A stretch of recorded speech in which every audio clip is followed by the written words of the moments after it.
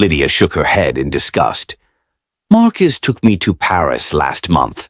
Paris, Kenneth. While you were delivering pizzas, I was having champagne at the Eiffel Tower. Last month? Kenneth's world tilted again. You told me you were visiting your sister in Phoenix. I was protecting your pathetic feelings, Lydia said without a trace of remorse. I didn't want you to have a complete breakdown before I was ready to leave you. Marcus cleared his throat impatiently. Lydia, we should go. The car's waiting downstairs. Car? Kenneth looked between them. What car? My driver, Marcus explained casually. I don't really drive myself around the city. Traffic's a nightmare. Of course he had a driver. Kenneth felt his knees go weak.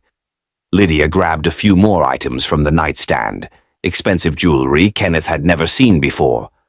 Oh, and Kenneth, don't even think about calling me. Don't text, don't show up at my work, don't contact my friends asking about me. If you do, I'll get a restraining order so fast it'll make your head spin. But what about us? What about everything we shared? Lydia paused at the apartment door, looking back at Kenneth one last time. Her expression wasn't angry anymore. It was something worse. It was indifferent. There was no us, Kenneth. There was just me settling for less than I deserved, and you being too stupid to realize it. The door slammed shut behind them, leaving Kenneth alone in the sudden, deafening silence. 3 days later, Kenneth stood in the gleaming lobby of the Regency Hotel, 6 large pizza boxes balanced precariously in his arms. The marble floors reflected the crystal chandeliers overhead, making him acutely aware of his grease-stained uniform and worn sneakers. The elevator ride to the 3rd floor felt endless. Kenneth's chest felt tight with a restlessness he couldn't shake. He just wanted to finish this delivery and go home to his empty apartment, maybe drink enough beer to forget the past 72 hours. Room 307. Kenneth shifted the boxes to one arm and knocked. Pizza delivery, he called out. The door swung open, revealing a familiar face that made Kenneth's blood run cold. Marcus stood there in an expensive silk robe, looking just as shocked as Kenneth felt. Well, well, Marcus said after a moment, a slow smile spreading across his face. If it isn't the pizza boy. From inside the room, Kenneth heard Lydia's unmistakable laughter. Who is it, baby? You're not going to believe this, Marcus called over his shoulder, his eyes never leaving Kenneth's face. It's your ex. The laughter stopped abruptly. Kenneth heard movement, whispered conversations, then Lydia appeared in the doorway wearing nothing but a hotel robe that barely covered her thighs. Kenneth?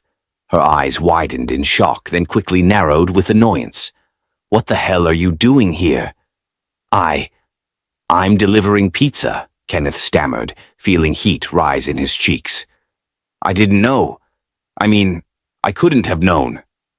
Oh my God, Lydia burst into cruel laughter. This is perfect. This is absolutely perfect. More voices came from inside the room. A party was clearly in progress. Kenneth could hear expensive laughter, clinking glasses, the kind of sophisticated conversation he'd never been part of.